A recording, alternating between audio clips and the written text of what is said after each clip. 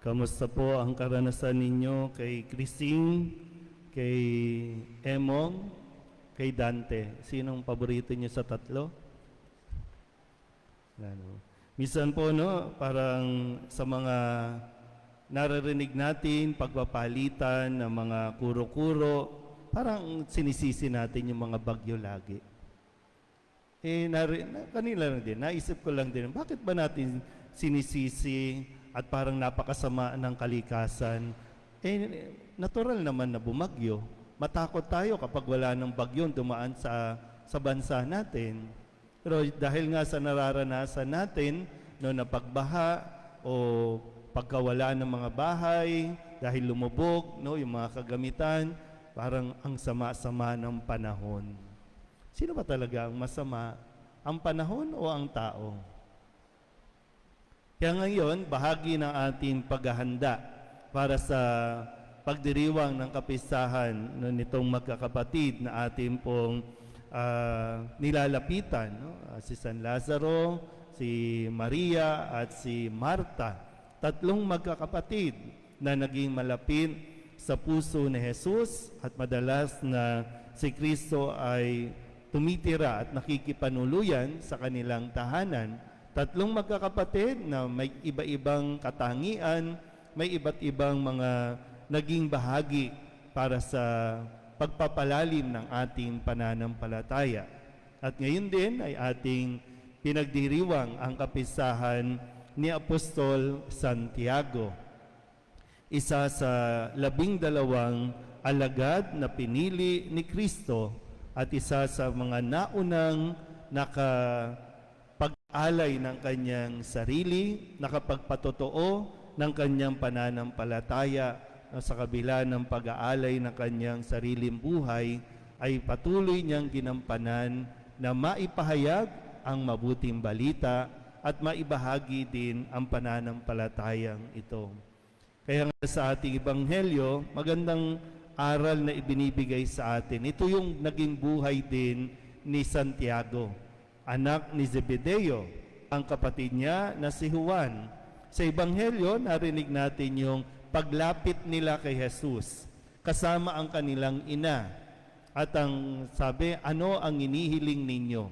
Gusto nila na sila ay maupo sa kanan at sa kaliwa kapag naghahari na si Kristo.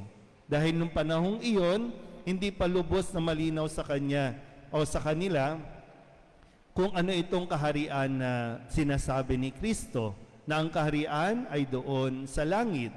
Pero ang nasa isip marahil nila, yung kaharian dito sa lupa, may palasyo, may pamamahala, so kailangan meron kang kanan at kaliwang kamay.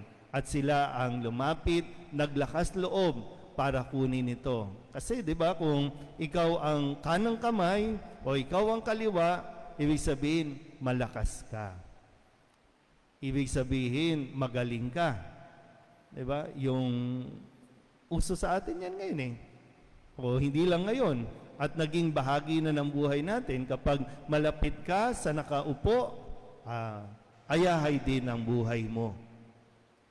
Pero maganda po na mapagnilayan natin dito yung kahilingan nga nila kasama yung ina. Sino mga nanay dito o mga magulang dito? I'm sure alam ko na ang gusto ninyo sa inyong mga anak ay malagay sa isang magandang at maayos na pamumuhay, magkaroon ng magandang trabaho, maging magaling. Hindi naman masama yun, pero baka nga maging tayo, di ba, habang lumalaki tayo, na-motivate tayo na ating mga magulang na kailangan maging magaling ka.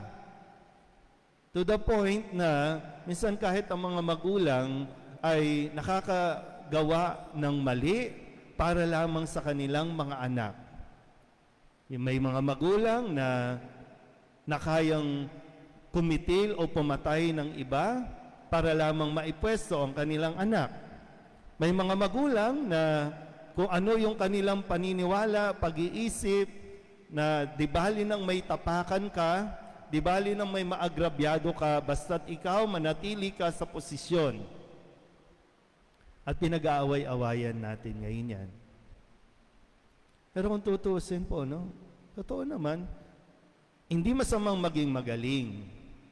Pero napakarami ng magaling sa atin. Kahit nga sa opisina, kahit nga dito sa mga department ninyo, kung kayo ay nagtatrabaho dito, mahirap po pag nagpapagalingan, di ba? Mahirap yung walang gustong bumaba. Kasi lahat gusto maging magaling. Kaya imbis na nagiging mapayapa, maayos ang ating pagtatrabaho, nagiging parang, di ba, wala kang kapanatagan. Tapos magtataka tayo, bakit tayo may mga sakit? Nagkakasakit na tayo sa sobrang paghahangad natin na maging magaling. Mga magulang, may panahon pa. Kung sakali na ikaw naman ay na-motivate, no, sa ibang pamamaraan, pero ngayon sana, i-motivate din niyo ang inyong mga anak. Hindi lang basta maging magaling, kundi maging mabuti. Tandaan niyo po, hindi lahat ng magaling, mabuti. Kasi kung mabubuti yung mga gagaling natin, may mga magagaling tayong mga engineer. Pero bakit baha tayo? Bakit lubak-lubak ang kalye? Gaya ng nabanggit ko kanina, ang hilig nating isisi sa kalikasan ang mga paghihirap na nararanasan natin ngayon. Sino bang nagpabaya? Di ba magagaling ang engineer natin? Di ba magagaling ang mga politiko natin?